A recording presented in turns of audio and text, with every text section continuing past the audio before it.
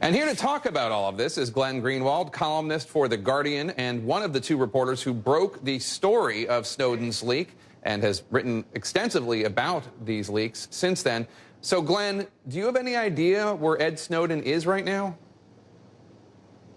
No, I actually have no idea. The last time I spoke with him, he was in Hong Kong, and I don't know anything more than media reports, which also don't seem to know anything about his whereabouts at the moment. So we have a general idea of the path that he seems to want to take, from Hong Kong to Russia and now perhaps to Ecuador via Cuba. Now, none of these countries are exactly beacons of freedom, especially Russia and China and Cuba. Why do you think he's headed to Ecuador? I think the reason is very simple, and it's really twofold. Number one is that the United States, unfortunately, is not a beacon of press freedom either. If you read the column by the New York Times writer David Carr today, what he says is that the fact that there is a war on the press being waged by the Obama administration is not a matter of hyperbole, but a matter of math, meaning that the number of whistleblowers who have been persecuted under the Obama administration is far more than any other president in American history, and he knows that he will face extremely severe punishment simply for having come forward. And that leads to the second reason, which is he needs to find a place that is both able and willing to grant him asylum and shield him from that persecution. There aren't many places on the earth willing or able to do that. He's not searching for political nirvana. He's searching for a place where he can be safe and remain free and participate in the debate. And Ecuador, it seems to be the case, is the place that he has chosen.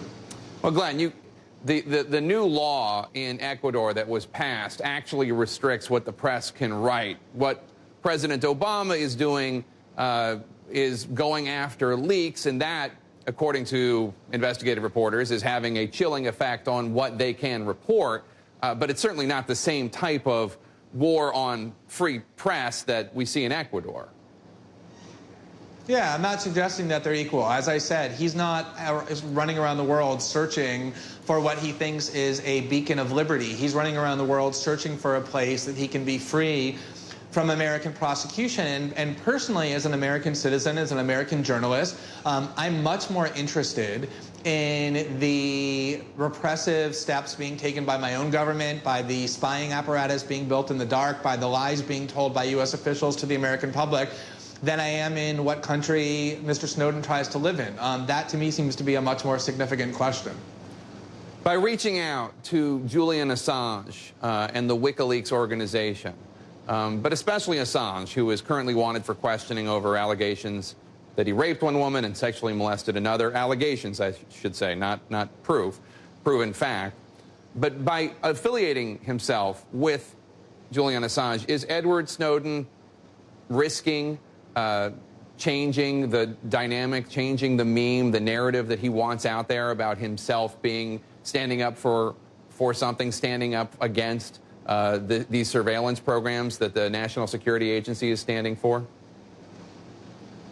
Well, I mean, I'm not certain that what the extent of Mr. Assange's personal involvement was in any of this, as opposed to the WikiLeaks organization, which has never been charged with a crime, let alone convicted of one. And as you pointed out, Mr. Assange has never been convicted of a crime either.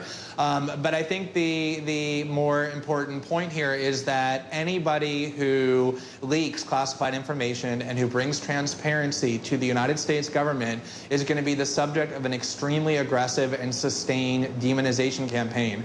That was true of Bradley Manning. It was true of Daniel Ellsberg. It was true of Thomas Drake. It is true of every single person who does what it is that Mr. Snowden did. So the attacks on him, on his personality, on claims to be able to assess his psychological state, that he's a narcissist, all of that, were well underway long before WikiLeaks began to be involved. I do think that the involvement of WikiLeaks will be used as another pretext to distract attention away from what we ought to be focusing on, which is the corruption and deceit of the United States government, the government that's the most powerful government on earth and the one under which we live.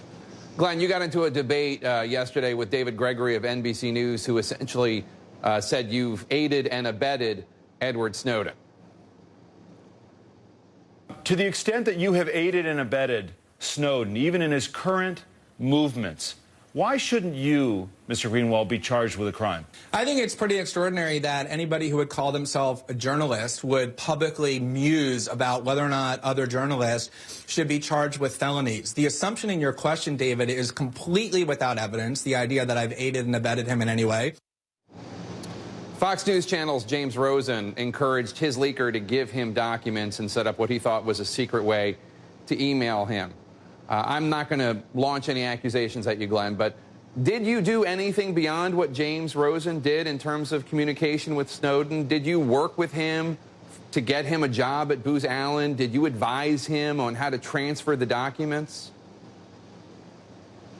The reason I've been reluctant to answer that question up until this point is because the theory on which those questions are based, and I'm not suggesting you're embracing it, but you're referencing the theory that others have embraced, is really quite pernicious, that if you're a journalist and you work with your source and cooperate with them in obtaining documents that you think ought to be released to the public, that somehow that's called aiding and abetting. I call that investigative journalism. There is no investigative journalist on the planet who doesn't work cooperatively with their sources in order to obtain the information they need to inform their readers.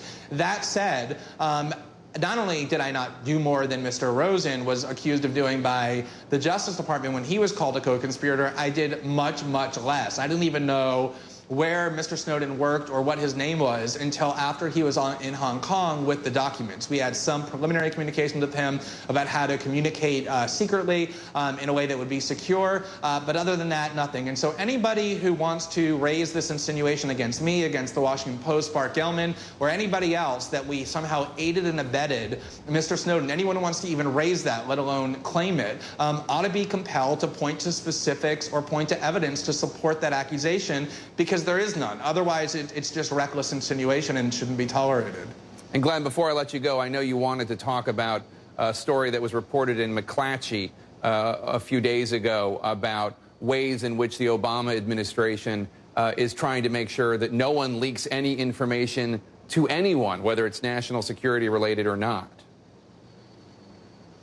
Right. I think that's really the key context, Jake, for everything that we discussed about why he's going to Ecuador, about why it is that he's trying to travel through these other countries.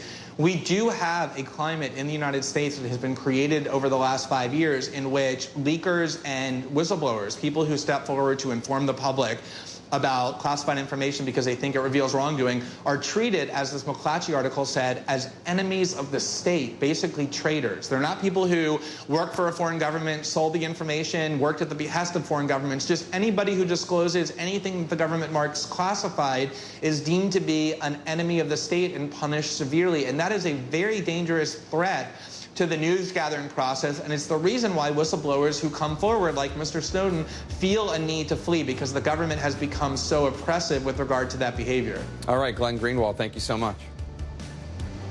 Thanks, Jake.